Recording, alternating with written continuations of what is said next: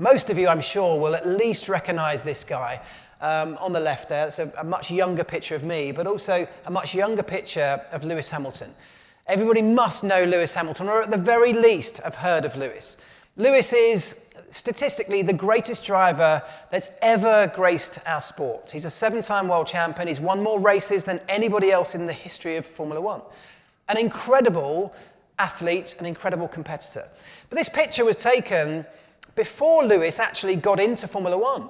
So this is a picture of me working at McLaren when Lewis was racing in the junior categories. So one lower rank, one level down from Formula One, if you like, Formula 2. Lewis was driving in that, hoping, of course, to one day get his chance to work in Formula One. And he wandered down the pit lane at this particular race, and as I was working on the car and everyone else had gone to dinner that particular Friday evening, Lewis wandered in and started asking me questions about our Formula One car.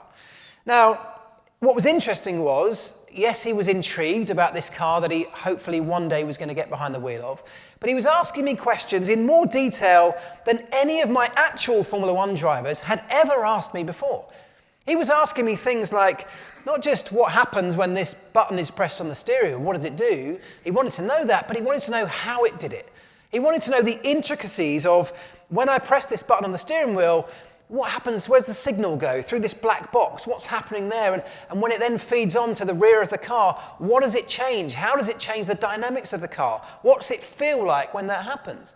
He wanted to know in more depth than I've ever had to explain to anybody how every one of these intricate technicalities worked on our car.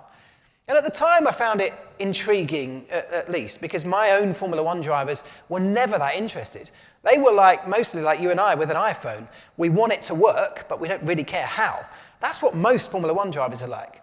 But Lewis stood out to me, even back then, as being a little bit different.